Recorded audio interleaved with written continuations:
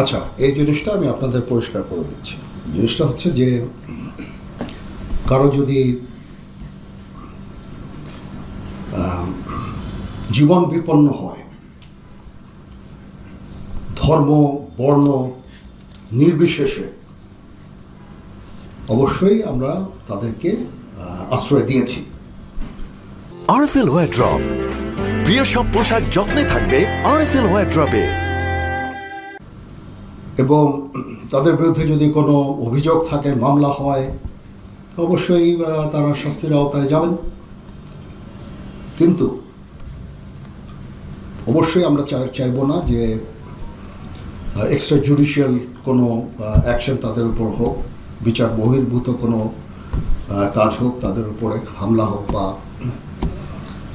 তাদের জীবনে যে হুমকি যেটা আছে সেটা থাকলে আমরা তাদেরকে আশ্রয় দিয়েছি।